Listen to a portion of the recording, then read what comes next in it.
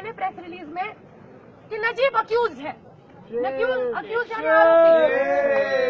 किस चीज का आरोप है उन पर? क्या खुद के साथ मारपिटाई कर रहे थे क्या? चलो 1 मिनट के लिए मान लिया कि एक निहत्था नजीब जो है वो 20 संघी आतंकवादियों को मार रहा था, मान लिया, तो भाई उनका भी तो नाम दो। झगड़े में तो 2 पार्टी होती है, लेकिन संघियों की नजर में झगड़े का सिर्फ एक पार्टी होता है। जिस तरह से अखलाक को बता दिया गया कि वो दोषी है, अखलाक की फैमिली पर एफआईआर किया गया, आज उनकी फैमिली सर छुपाती बच रही है, क्योंकि उल्टा उनके ऊपर एफआईआर हो रही है। मारने के ऊपर नहीं, आदमी को मारने पर नहीं, गाय को मारने के झूठे आरोप में उन पर एफआईआर हो रही है। ठीक उसी तरह से हमको बताया जाता है कि नजीब अक्यूज है। भाई अक्यूज किस चीज में? हर बार आपने देखा कि पुलिस का वर्शन और जेडीयू प्रशासन का वर्शन, हर बार एबीवीपी का वर्शन था। एबीवीपी जो आरएसएस का छात्र संगठन, हमेशा दिल्ली पुलिस का वर्शन वही रहा। एक बहुत मजे की बात है, आप लोगों को सुन के शायद थोड़ी शर्म आनी चाहिए, शर्म आएगी तो बता दीजिएगा, बहुत खुशी की बात होगी। हाई कोर्ट में जब सुनवाई होती है तो जज फाइल को देखते हैं, पूछते हैं, पहली लाइन में पुलिस ने लिखा है, पुलिस ने जो रिपोर्ट भरी है स्टेटस रिपोर्ट, उसमें लिखा है कि नजीब ने एबीवीपी के 3 लड़कों को मारा, चलो मान लिया। उसकी अगली लाइन में लिखा है नजीब सफदरजंग गया इलाज करवाने। तो जज ने एक बहुत मजेदार बात पूछी। जज ने पूछा कि अगर नजीब ने एबीवीपी के लड़कों को पीटा तो उनको इलाज कराने जाना चाहिए था, नजीब इलाज कराने क्यों गया?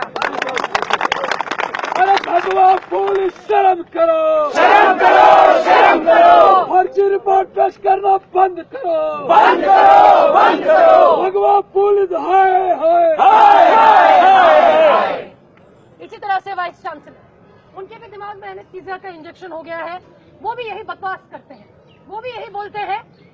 कभी भी वाइस चांसलर की किसी भी रिपोर्ट में आज तक ये बात नहीं लिखी गई, जिसके 22 चश्मदीद गवाह है, जिसके गवाह खुद जेएनयू सिक्योरिटी है, जिसके गवाह खुद वहां के वार्डन है, कभी ये बात नहीं बोली गई कि नजीब के साथ दिन दहाड़े एबीवीपी के लोगों ने मारपीट की। यानी कि पुलिस, जेएनयू के प्रशासन के लोग, दिल्ली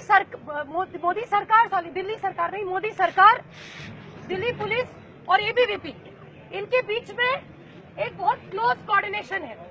एक जो बात बोलता है एबीवीपी, वही बात पुलिस बोलती है, वही बात प्रशासन बोलता है।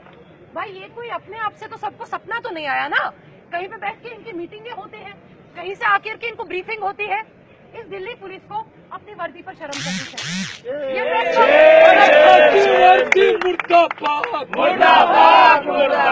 प्रेस कॉन्फ्रेंस करके कहते हैं, क्या कहते हैं? नजीब पागल था, ये कहते हैं। नजीब पागल है तो क्या हुआ? आप तो पागल नहीं है ना, आप जाकर के ढूंढिए।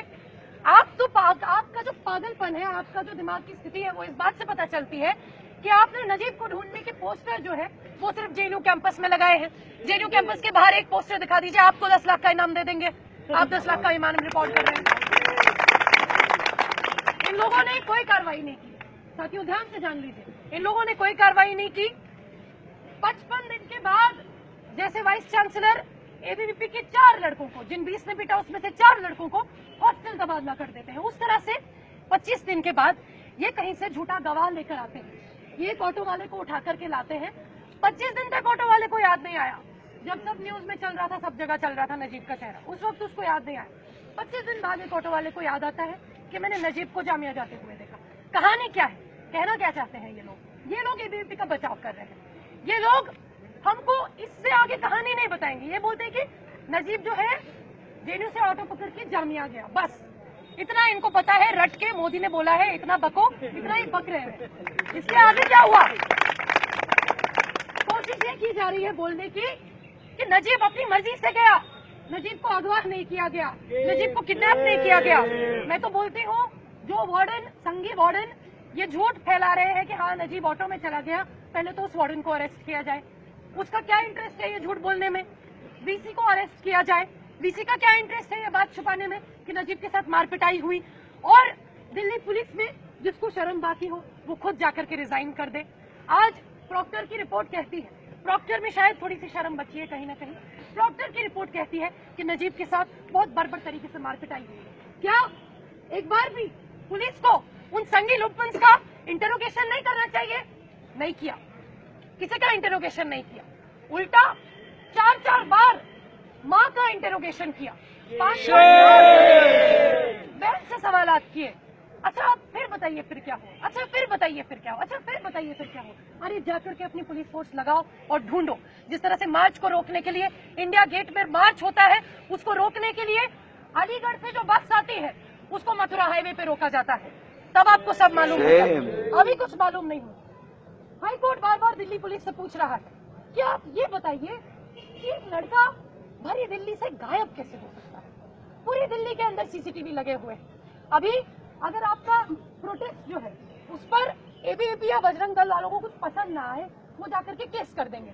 और इनके जो दिल्ली पुलिस की रिकॉर्डिंग होते हैं वो रिकॉर्डिंग करते रहते हैं, सीसीटीवी होता है, ये रिकॉर्डिंग करके कहते हैं कि आपने ऐसा कहा, आपने वैसा कहा, लेकिन उस वक्त इनका सीसीटीवी काम नहीं करता।